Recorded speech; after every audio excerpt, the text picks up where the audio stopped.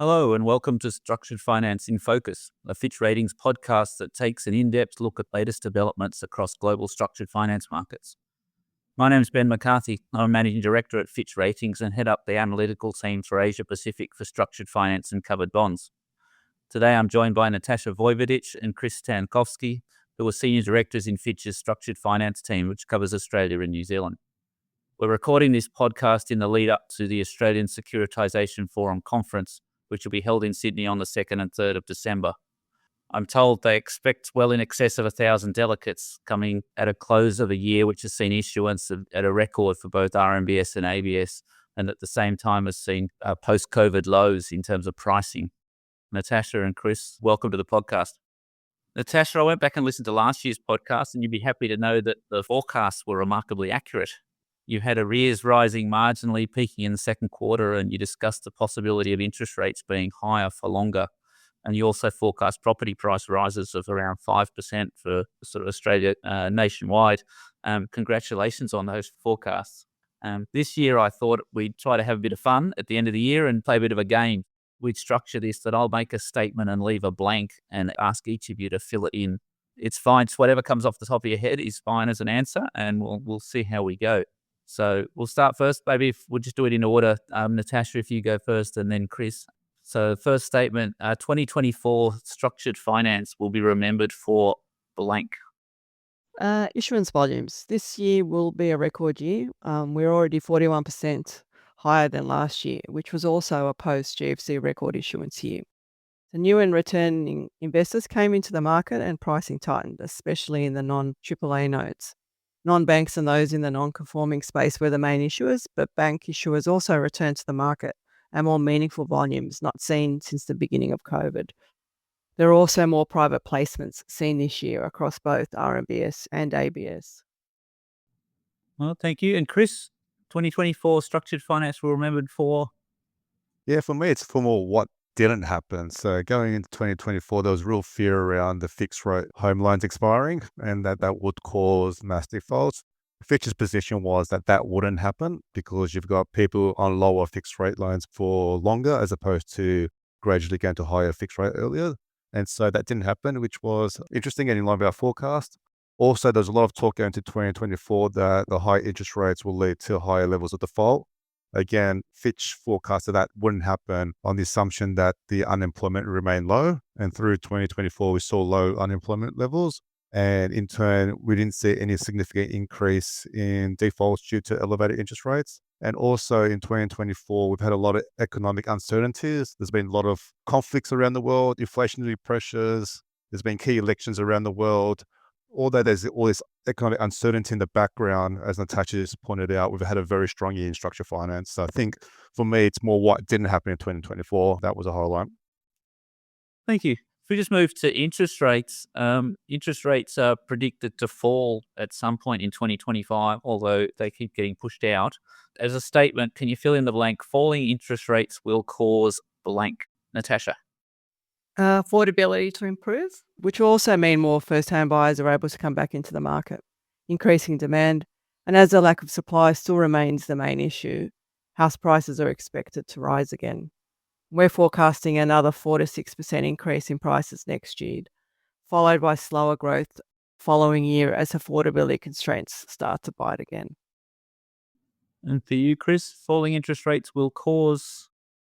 Yeah, I agree, Natasha. The affordability, for me, I kind of see a whole servicing element here. So if interest rates were to start falling at the end of next year and fall slower, I think the benefit of affordability is not going to be enough to offset the people who have affordability problems and are high risk. But if it's more aggressive, absolutely it will. For me, 2024 has been the year of servicing. So there's been a lot of conversation this year about pressure on APRA to reduce the 3% servicing buffer for banks. While non-banks are currently at 2%, some of them as low as 1 to 1.5%. I see going into 2025 being election year, there'll be more pressure on APRA to make that reduction.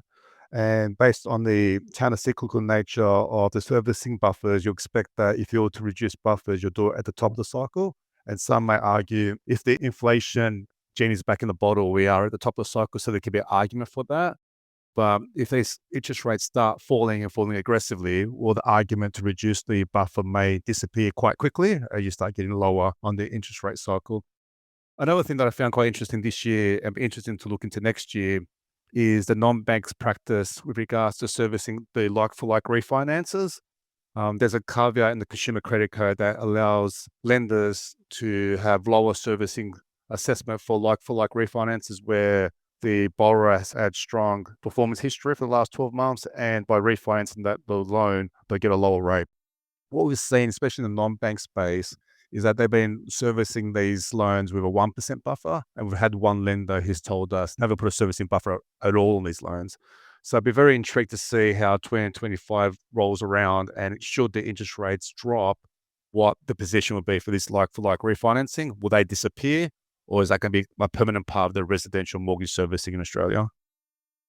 Well, thanks, Chris. All right, moving on to investors. Investors may be unaware of blank. Natasha? The impact of tighter pricing on credit enhancement. While investors are aware that the significant tightening in pricing means more excess spread in transactions, what they may not be aware of is the impact on excess spread in terms of potential credit enhancement.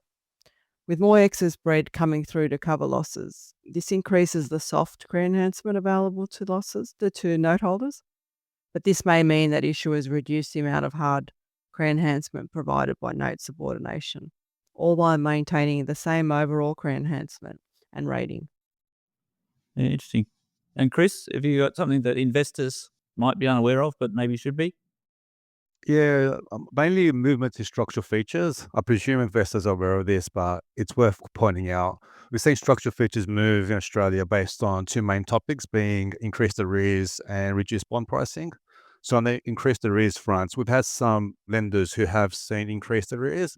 What they've tried to do to be able to tackle this in some of the deals this year was to widen the performance-based pro rata triggers, specifically the 60 plus or 90 plus days arrears. These performance-based triggers are one of the factors used to determine whether a transaction pays sequentially or pays principal pro rata. When the trigger is breached, the transaction has to pay principal sequentially, which essentially means that the most senior note gets paid down first before the rest of the notes. What this does, it has a positive credit impact where it builds up the credit enhancement for the senior notes, which we see as a positive feature. But for the lender, it actually increases the cost of the transaction as the most cheapest note is getting paid down first, where you got more expensive notes hanging around for longer.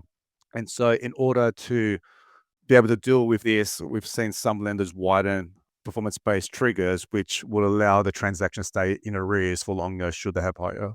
It will stay pro rata for longer should they have higher arrears.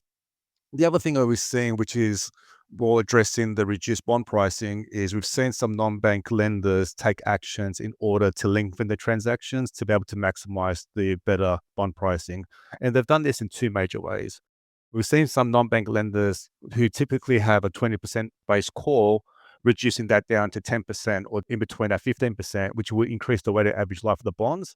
And further, in the same type of vein, we've seen that when they've had date-based calls, usually 3 or 5 years, they move that back to 7 years in order to maximize the time that this transaction will be out there with the better pricing. What we've also seen, because pricing's been good this year, is we haven't seen any Class A no refinance options in the deals. We've generally seen that happen when bond pricing is wider. And because of the tight bond pricing, we haven't seen that structure feature be prominent in this market this year. All right, and just in terms of what to watch for 2025, Natasha, if you had something for investors to watch in 2025, it would be... As was the case last year, higher for longer interest rates is a possibility. If you look at the economic indicators we look at in RMBS and ABS, economic growth has stabilised, with growth expected to improve next year to 1.7% and even better beyond that. Inflation is still at the top of the RBA band, and unemployment has been extremely low and has been around 4.1% for the last 3 months. Underemployment is still far below what it was pre-COVID. And as we've said, property prices have continued to rise and mortgage arrears are still very benign. And none of these point to a need to reduce interest rates anytime soon. But higher for longer interest rates may mean worse than expected performance, especially in those portfolios with non-conforming borrowers and high proportions of self-employed borrowers with low documentation loans. These borrowers are already paying higher rates and have experienced higher arrears than prime borrowers. All right, thanks, Natasha. And Chris, for you, something for investors to watch in 2025? Yeah, I think it's underwriting creep. So we've got the market set up essentially perfectly to get underwriting creep. You've got unemployment that's been low for record low levels for a couple of years now. You've got mortgage performance that's been quite resilient, and you've seen a lot of market pricing pressures in the market with lenders competing quite heavily in the mortgage space. And we've also started to see some creep with the like-for-like refinancing that I mentioned previously. But you're also seeing the minimum requirements for full doc self-employed loans shift over the last year, in the last couple of years, where previously a full doc self-employed loan would be considered full doc if it had 2 years of tax returns, where these days now it's 1 year. And so in this particular market, Fitch will be keeping a very close eye to see if there's any further creeps in underwriting going forward, and would recommend to investors that you should be quite aware of the underwriting between different issuers, as this may become more pronounced in the future as the mortgage business competition heats up in 2025. Thanks, Chris, and thanks, Natasha. We might leave it there. And thank you to the listeners who've joined us. You've been listening to Fitch Ratings Structured Finance in Focus podcast. To learn more about our ratings and research on structured finance, or to access index reports that are referenced in this podcast, please visit us at fitchratings.com. For those attending the ASF conference in Sydney in the first week of December, please reach out to us so we can catch up in person. Please subscribe to our podcast on iTunes, Spotify, or wherever you get your podcasts. Thank you.